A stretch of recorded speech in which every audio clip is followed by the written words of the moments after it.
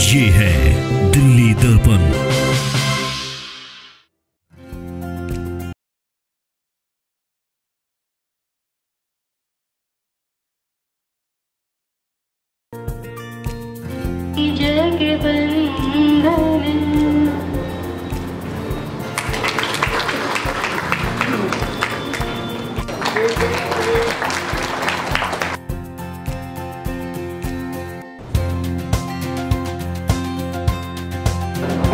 मित्तल साहब को एश्योर करता हूँ कि हमारे यहाँ जो भी हमारी मैन पावर है उसका जो मैक्सिमम यूटिलाइजेशन है हम लोग करते हैं। आप हमें रिक्वेस्ट दीजिए, हम 3-3 साल के लिए अलग अलग ऑडिटर वो करते हैं, आपके टर्नओवर के हिसाब से हम अपॉइंट कर देते हैं। रोहिणी फेडरेशन के इस मीट की शुरुआत कार्यक्रम में पहुंचे गेस्ट ने दीप प्रज्वलित कर की। वहीं फेडरेशन की ओर से सभी अधिकारियों को बुके और मोमेंटो देकर सम्मानित किया गया। रोहिणी फेडरेशन के अध्यक्ष आर्य मुनि ने स्वागत भाषण देकर कार्यक्रम की रूपरेखा से अधिकारियों को अवगत कराया। उन्होंने कहा कि जिस तरह से समस्याओं के समाधान के लिए अधिकारी तत्पर हैं और फेडरेशन के एक बुलावे पर रजिस्ट्रार कार्यालय के अधिकारी यहां तक आए, इसके लिए पूरी सोसाइटी उनकी शुक्रगुजार है। तो आप सेक्शन 70 में मैनेजमेंट जो है मेंबर के खिलाफ सिविल पिटीशन रहता है, सेक्शन 70 में डाल दें, उसमें जो उनका मेंटेनेंस बनता है वो आप क्लेम कर सकते हैं। ये जो रहा आरसीएस ऑफिस का रोल, लेकिन उससे पहले आपने एक काम करना होता है, उस आदमी को उसका मेंटेनेंस जो ड्यू है उसके मेंटेनेंस के ड्यूज के बारे में उसको बताना होता है। That is called principle of natural justice, कि किसी आदमी के खिलाफ आप कहीं कोर्ट में पिटीशन डाल रहे हैं तो उसको ये पता होना चाहिए कि भाई मेरे पे क्या वजह है जिसके लिए मुझे कोर्ट जाना पड़ेगा। तो उससे पहले आप उसको एक नोटिस दे दीजिए, डिमांड का नोटिस देके, अगर वो नहीं पे करता है देन आप अप्रोच करिए।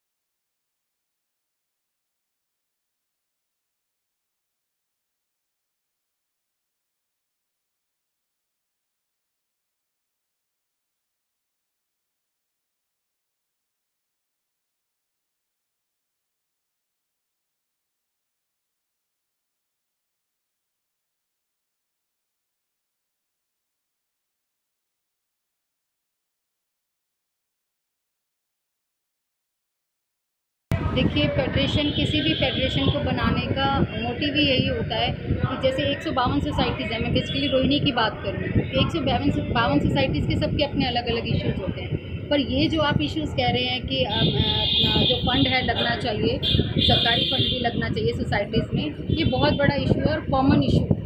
तो इस पर मुझे लगता है कि सरकार को भी ध्यान देना चाहिए और फेडरेशन अपनी तरफ से बेस्ट कर रही है। हम लोग सभी सोसाइटीज़ के RWA से मैनेजमेंट से हम लोग लेटर ले रहे हैं ताकि हम आगे सरकार तक अपनी बात को रख सकें। और जो कॉमन इशू है कि जो फंड अगर बाहर सब चीज़ों में फ़ंड लग सकता है, आप देखिए सरकारी फ़ंड लग रहा है, काउंसलर फंड लग रहा है, MP MLA सबके फंड लग सकते हैं, तो सोसाइटीज़ में भी ये चीज़ें होनी चाहिए।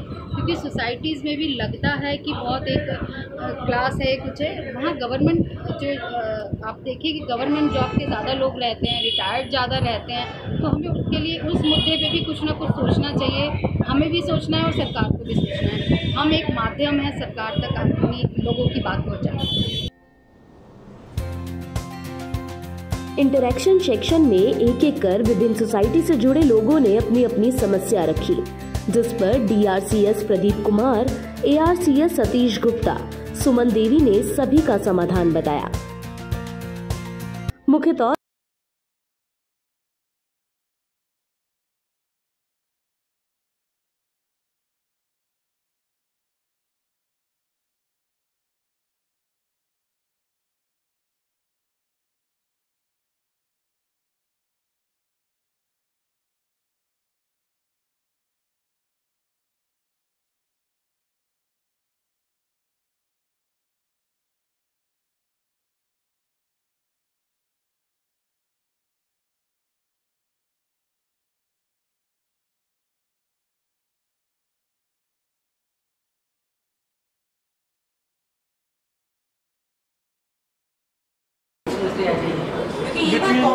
जैसे मैं जैसे बात कर सकती हूँ बिटवीन आप 11 से 12 का टाइम होता है, मिल जाएगा आ जाएगा। I will settle it up. Thank you. वो बाथरूम का पानी बनता है क्योंकि तो उसका ऑलरेडी 2 बाथरूम है, किचन का पानी भी अलग है, ऐसा नहीं कि नेसेसिटी नहीं अवेलेबल, नेसेसिटी सारी अवेलेबल है। ये एमसी काम या जो एडमिनिस्ट्रेटर है वो कर सकता है, एडमिनिस्ट्रेटर भी परमानेंट थोड़ी है, वो भी इलेक्शन कराने के लिए ये ना कंडीशन टू कंडीशन है। देखिए जो एमसी बैठी हुई है ना, जब आप एप्लीकेशन देंगे इस तरह की कि या कंप्लेंट देंगे तो 15 दिन के अंदर जो है एमसी का एक्शन लेना पड़ता है, तो जाके चेक करेंगे प्रॉपर, और जो भी हो तो दो इंडिविजुअल नंबर को आके चेक करा कि वो उसके घर से आ रहे कंफर्म तब भी नहीं करेंगे। अब जैसे बताया ना सर, उसकी एफआईआर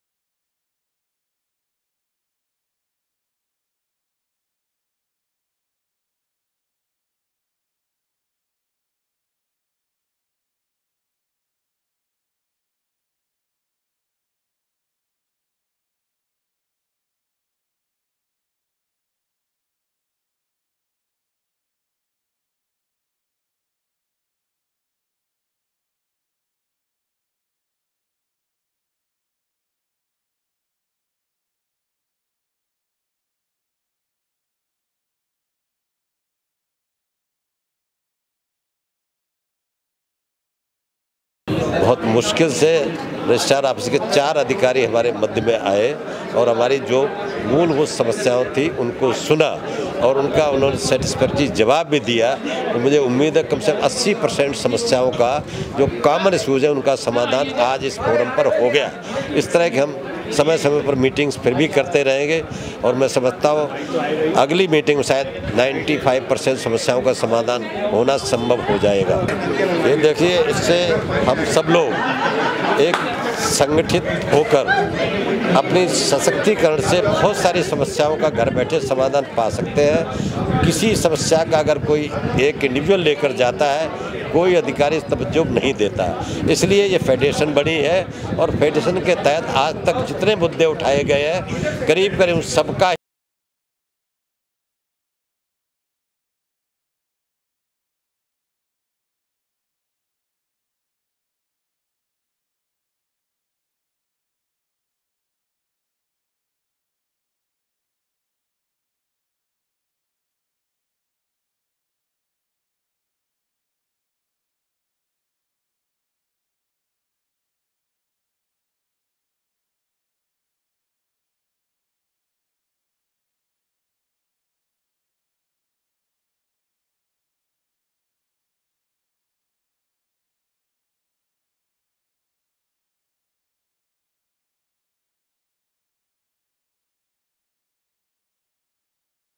इस खबरों के लिए सब्सक्राइब करें हमारा YouTube चैनल या फिर लॉग ऑन करें www.delhidarpantv.com। खबरों की कवरेज और विज्ञापनों के लिए संपर्क करें इस नंबर पर।